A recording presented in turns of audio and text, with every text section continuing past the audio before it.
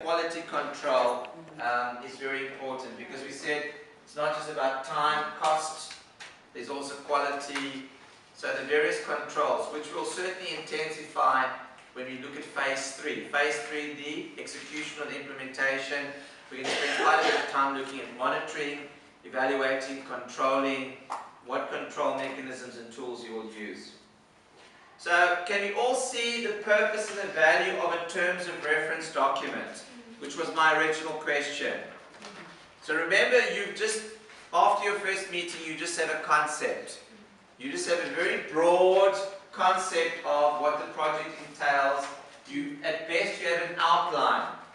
At the end of this process, you need to start coloring it in. You need to say, look, so what does this entail? The next 3 years, what are we going to be doing? The next 2 years, who's going to be doing it? Are we going to use an outsourcing model? Are we going to use contractors? Are we going to use subcontractors? Who's going to take charge of that process?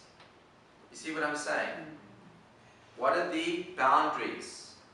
So this is at the end here, you should have a very clear idea of exactly what needs to be done, by when does it need to be done, who's going to do it, why, the purpose, why are we doing this, what is the value, what are the benefits, what are the deliverables? Probably the most important question of the entire document is, what are the deliverables? What are we presenting after 3 years? What are we putting on the table? When we hand over this project, what are we handing over? So the objectives, this all forms the basis of your planning and scheduling. You can't develop your project baseline plan if you don't have a solid terms of reference document. And the other value of this document is, this becomes, as your project manager, this becomes your contract with your project sponsor. And ideally, you want to stick to the terms of reference. This gives you authority, this gives you the mandate to undertake this project. You want to stick to those parameters as closely as possible.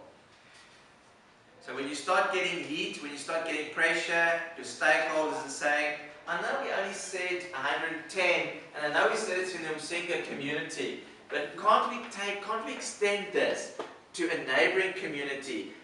There's been some new developments in the community. Can't we look at 120 households? All right. Can't we do fencing for everybody? So even although some of the households do have fences, can we not break it down and give them a brand new fence?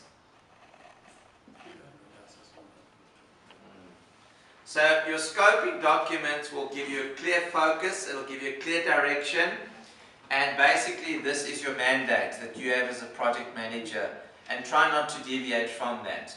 At the end of this process, your sponsor needs to sign off and says, yes, this is good, let's implement. Let's start planning and let's start implementing.